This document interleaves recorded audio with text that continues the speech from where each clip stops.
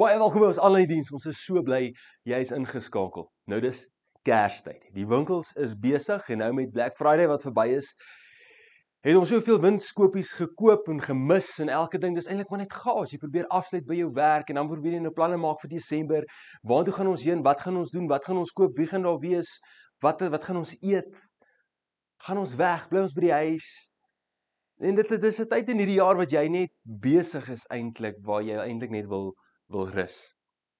Ons sit in die sitkamer en ek en my vrou en my seun is besig om te gesels oor Kersfees. En ek vra hom, Sebastian, wat wil jy hê vir Kersfees? Want natuurlik wil 'n ou die verwagting bestuur en te sê, weet jy wat, jy gaan nie dit kry by ons nie, maar dalk meer jou lak probeer by Kersvader, maar hoe ook al dit so sê. En sommer dadelik antwoord hy met sy lysie. Onder andere hy soek 'n boog. Nou die boog wat hy soek, gaan hy definitief nie by ons kry hierdie jaar nie. So 'n oomblik gaan verby nadat hy sy lysie gegee het en ek sê, maar Sebastian, wat het jy nodig vir Kersfees? Nou dit was 'n regtige 'n vraag wat ek nie gevra het om hom in 'n lokval in te lei nie. Dit was maar nou net eintlik 'n vraag wat ek vra, net om te probeer bepaal, is daar iets anders dalk op die lysie wat ma en pa kan koop. En ek sal dit nie vergeet nie, ek sal dit nooit vergeet nie. Sy gesig het so gesak en hy het ernstig begin word en die opgewondenheid van hierdie gesprek is uit die kamer uit. En hy het net gesê, Jesus. Maar ons begin lag, want ek besef toe dat hy eintlik die mensdom opsom in daai oomblik. Jy weet, dit wat ons wil hê en dit wat ons nodig het, is twee verskillende goed. En ons spandeer ons lewens om te fokus op dit wat ons wil hê, maar eintlik nie op dit wat ons nodig het nie. En ek dink die rede daarvoor is, want ons kan hard werk vir dit wat ons wil hê. Ons kan 'n effort insit en ons kan geld maak of geld verdien, hoe ook al dit sou sê, en ons kan kry wat ons wil hê. Maar dit wat ons nodig het, is nie baie nie. Maar is wat geld nie kan koop nie. Dis nie hierdie Kersgeskenk wat ons excited is soms oor nie, want soms dit wat ons nodig het, is medisyne in plaas van 'n bak roomys. En hy som dit so mooi op, want ek weet dat ek ook soms so voel. Here, ek wil al hierdie goed hê, ek kom met my lysies. Maar wanneer ek gaan sit en ek dink oor dit wat ek nodig het, maak dit my nie so excited nie, want is baie konfronterend. Dit maak dat ek ietsie sal doen wat beteken ek moet minder van myself wees en ek moet meer van hom toelaat in my lewe. Dit beteken dat ek 'n paar moeilike vrae vra en bereid sal wees om te groei op plekke wat ek eintlik nie wil groei nie. Om dood te gaan op ander plekke waar ek nie eintlik wil doodgaan nie. Ons praat in hierdie Kersfeesreeks oor, het jy gehoor? Het jy gehoor van die goeie nuus? Het jy gehoor dat Christus gekom het? Maar vandag wil ek stil staan op nie die hoe nie, maar die hoekom. Het jy gehoor? Maar hoekom? Hoekom het Christus gekom? Kyk, Christus het nie gekom om gebore te word nie. Hy is gebore, maar hy het gekom om aan die kruis te hang vir jou en my. Maar hoekom? Dit is seker maar 'n Christen ding en ons voel ons weet hierdie antwoorde. Maar ons vergeet soms dat dit lê baie dieper. Hoekom het hy gekom? Om jou te red van jou sonde. Om jou te red van jouself. Dis wat nodig is. Dis nie wat jy altyd wil hê nie, maar dis wat nodig is. Dit is lekkerder om te bid vir die lysie wat ons wil hê. Maar ons sorteer nie hierdie sonde ding in ons lewe uit nie. Ons sien dit, ons praat minder daaroor. Dis minder om op die tafel om 'n gesprek mee te hê. Ons spreek selfs minder daaroor. Want sonde laat ons nie lekker voel nie. Dit sit ons op 'n plek wat ons voel, jog, maar daar's nou nie hierdie hoendervleis oomblik as ons nou begin praat oor sonde nie. Daar's nie hierdie hoendervleis oomblik soos wanneer ons praat oor genade nie. Maar ongelukkig kan jy nie praat oor genade as jy nie praat oor die olifant in die kamer, sonde nie. En ons raak bang vir die woord, partykeer sluit ons af as ons dit hoor, want ons het dit al baie gehoor. Miskien het jy al gevoel, jog, maar die mense oordeel my. Daar's 'n groot oordeel op sonde. Maar dis nie die gesprek wat ek vandag wil hê nie. Ek wil die argument maak vandag dat dis juis hierdie bewustheid van sonde in ons lewens wat ons kan nader bring aan God. In 'n wêreld waar ons leef, wat ons sien hoe godvreesende mense tot 'n val kom wanneer hulle swyg onder hierdie sonde. Jy in jou eie lewe kom agter dat ek geweldig sukkel. Al is ek 'n kind van die Here, al doen ek my bes.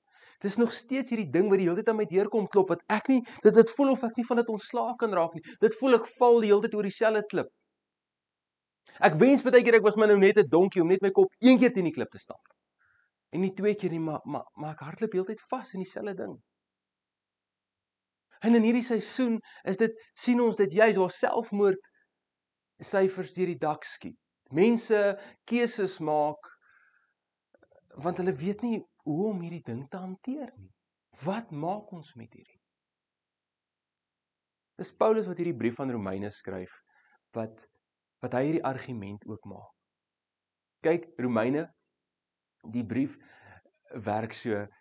Paulus sê, God is regverdig. En net regverdiges word gered. Dan spandeer hy 'n paar hoofstukke, 5, 6 hoofstukke, om te verduidelik hoe onregverdig die mens is en hoe gediskwalifiseer die mens is om ooit regverdig te wees. En dan sit hy Jesus in die prentjie en hy spandeer hierso van hoofstuk 12 af tot 16 om vir ons te verduidelik hoe moet ons leef. En is in hoofstuk 6 en 7 wat hy baie praat oor sonde. En ons gaan vandag bietjie daar stil staan op 'n paar plekke om te kyk wat sê Paulus, hoe moet ons te werk gaan met dit? Ons lees in Romeine 6 vers 21 tot 23. Skryf Paulus, hy sê, watter vrug het julle destyds verkry? Oor daardie dinge skaam julle nou. Dis nou die sondes in ons lewe, want die uiteinde daarvan is die dood. Maar nou dat julle van die sonde vrygemaak is en diensbaar aan God geword het, lewer julle die vrug van heiligmaking en die uiteinde hiervan is die ewige lewe. Baie bekende vers, want die loon van die sonde is die dood, maar die genadegawe van God is die ewige lewe in Christus Jesus, ons se Here. Ons staan stil vandag by die vers wat sê, want die loon van die sonde is die dood, maar die genadegawe van God is die ewige lewe in Christus Jesus, ons se Here. Hierdie gesprek raak nou warm. Kom ons praat 'n bietjie oor sonde. Kom ons kyk bietjie wat dit is. Paulus sê, die loon, dit wat jy kry as jy werk vir iets, die loon van die sonde is die dood.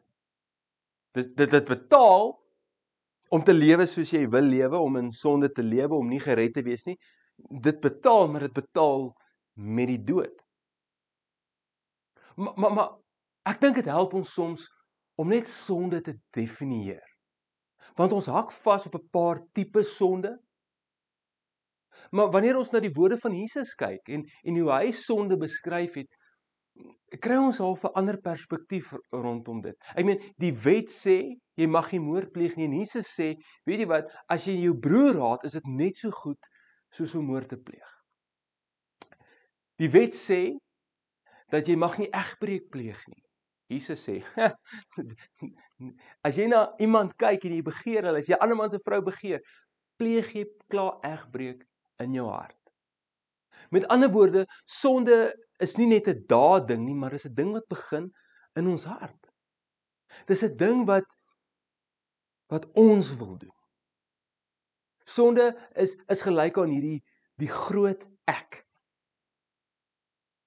daai eie behoeftes, daai eie begeertes, daai eie wil, daai ding wat ons so wil afdruk op die mense om ons, op onsself, op dit wat God van ons verwag. Dis om weg te draai van God en sy wil in ons lewe en om ons eie keuses te maak, om te lewe soos ons wil. Om te lewe asof net ons belangrik is. Dis 'n plek wat ek eintlik maar sê, my wil Here, nie u wil nie. En dis waar dit begin. Dink 'n bietjie hieroor. Dink 'n bietjie oor die tye in jou lewe wat jy vir die Here gesê het, Here, wat ek het hierdie en u hoef niks te doen nie, ek het dit. Of 'n plek in jou lewe waar jy was en jy gesê het, weet wat, ek gee nie nou eintlik om oor die wil nie, ek gee nie om oor my verhoudings nie, dis my behoeftes. Dis 'n storie so oud soos tyd, ons sien dit met Adam en Eva, wat die slang vir hulle sê, weet jy wat, het God regtig vir julle gesê, julle mag nie van hierdie boom eet nie? Weet jy dat as jy van hierdie boom eet, sal jy net soos God wees? En hier loop hulle in hierdie lokval in, en is ongehoorsaam aan dit wat God vir hulle gesê het, want hulle het hulle eie behoeftes bo ander gesit. Daar's twee maniere wat ek al agtergekom het hoe ons as Christene met hierdie sonde werk. Nommer 1 is ons sê, okay, ek het my hart vir die Here gegee. So, ek is vergewe. Ek het die sondaarsgebed gedoen. En nou kan ek net aangaan en doen wat ek wil. Paulus skryf in die begin van hoofstuk 6, hy sê, asseblief moenie dink dit is die geval nie. Dan is daar hierdie ander ding wat ons ook doen. Hierdie ongesonde oorbewustheid van sonde.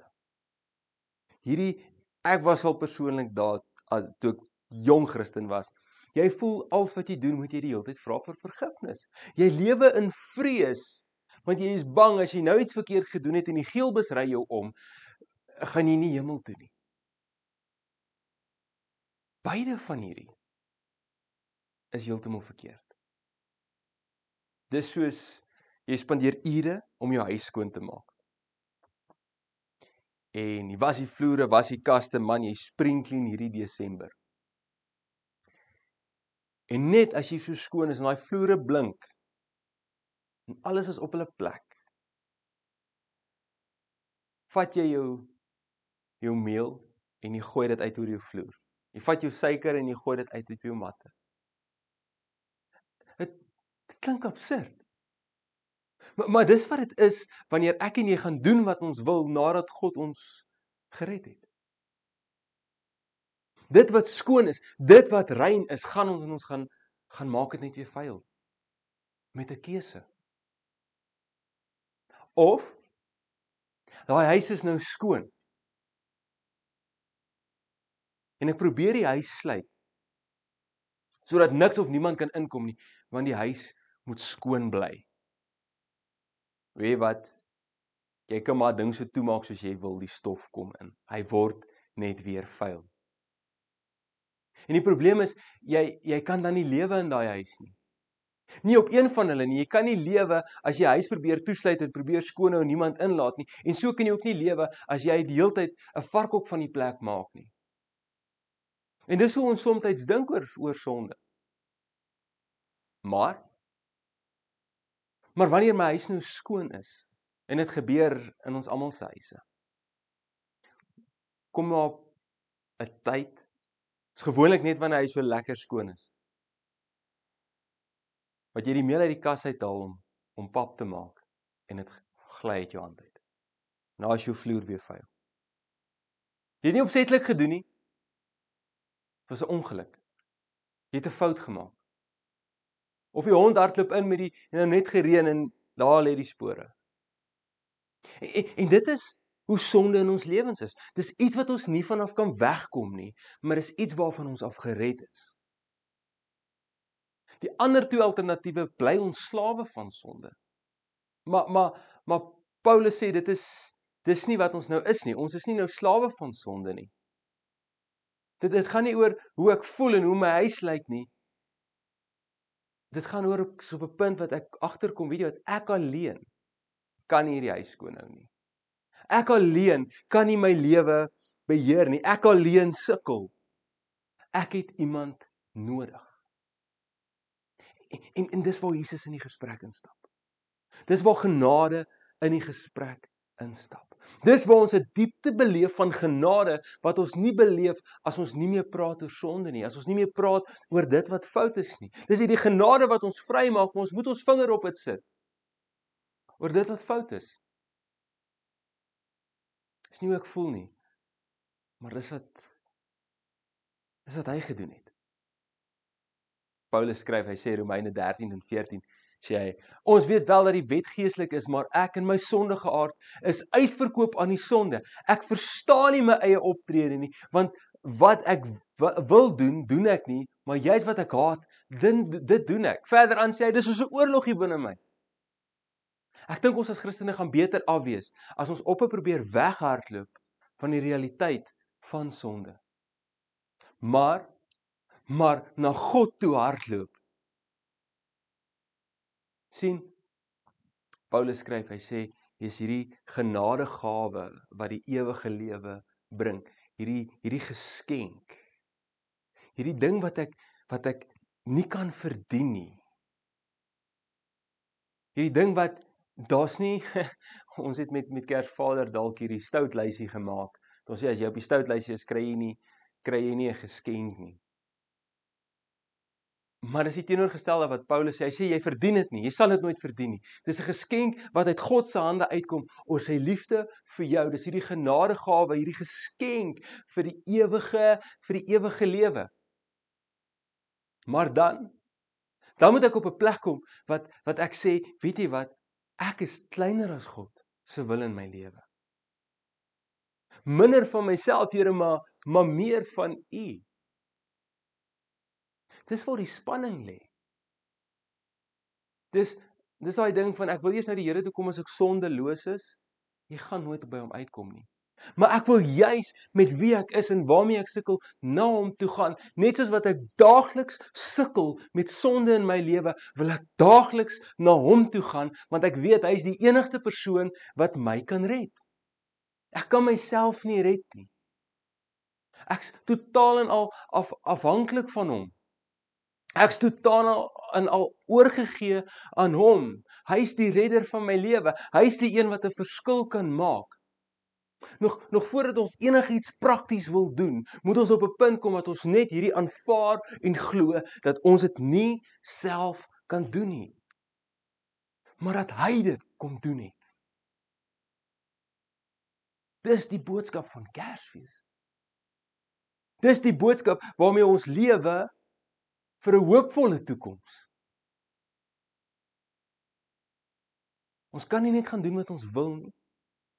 Ons kan ook nie lewe asof sonde nie bestaan nie. Ons kan nie vasgevang word in hierdie ding van ons moet die heeltyd net vergifnis bid want ons sukkel nie. Nee, dis slawe van sonde. Ons is nou onder 'n nuwe wet en dis die genade van God en sy liefde vir ons.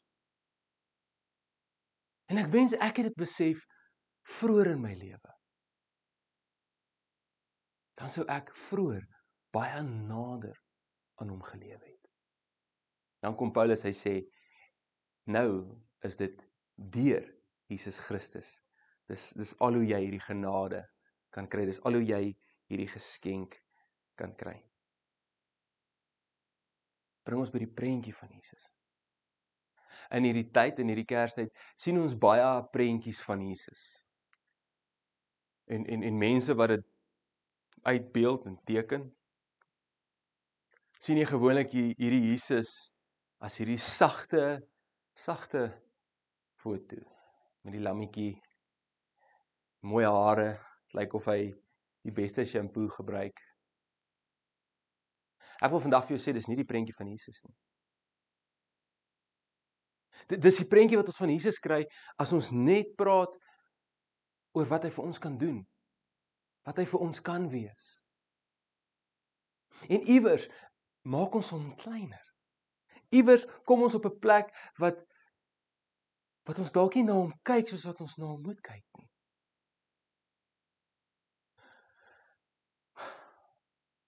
Wat ons toelaat dat die wêreldse perspektief van hom ons beïnvloed.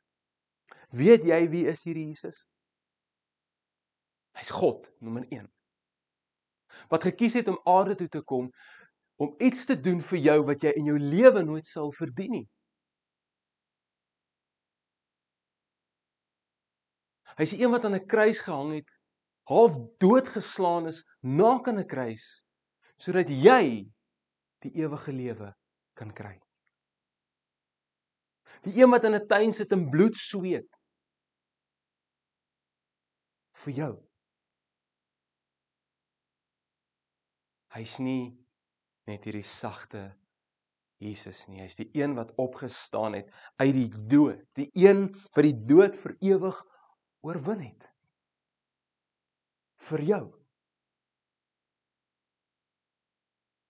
Kom ons gaan nie hierdie Kerstyd in en dink hy's hierdie God wat gemanipuleer kan word nie. Hierdie God wat maar net doen wat ons vra op ons lysie wat ons regtig graag wil hê nie. Nee, hy's die God wat gekom het sodat alles wat jy nodig het, alles wat jy nodig het vir die ewige lewe om in 'n verhouding te staan met hom, aan die kruis gedoen is. Jy kan lewe, ek kan lewe sonder dit wat ek wil hê, maar ons kan nie lewe sonder dit wat ons nodig het nie. Kom ek jy hardloop nie weg van sonde nie. Ons hardloop nie weg van die gesprek nie. Ons lewe doelbewus, elke dag bewus van ons tekortkominge en dat ons dit nie maak nie. En daardeur is ons nader aan God en ons leef daagliks nader aan hom, want ons is afhanklik van hom. Ons werk in hierdie verhouding met hom. En kom ons werk bietjie aan ons prentjie van Christus. As die God wat gekies het om ons eerste lief te hê en so ook vir ons te sterf. Mag jy 'n wonderlike Kersseisoen hê. Maar mag jy ook weet dat dit wat jy nodig het voltooi is aan die kruis. Mag jy in die Kersseisoen nie opgesweep word deur die lysies nie. Maar mag ons op ons knieë gaan voor God en hom aanbid vir wie hy is. En nederig buig oor dit wat ons is. Kom ons bid. Here, mag u wil geskied. Mag ons buig voor u wil en nie ons eie nie. Mag ons na ons sondes kyk, ons tekortkominge kyk en na u toe hardloop en dit nie probeer op ander plekke uitleef of verander nie, maar mag ons weet dat ons nie sonder u kan nie. Ons loof u daarvoor, Here. Ons bid dit in die naam van Jesus Christus. Amen.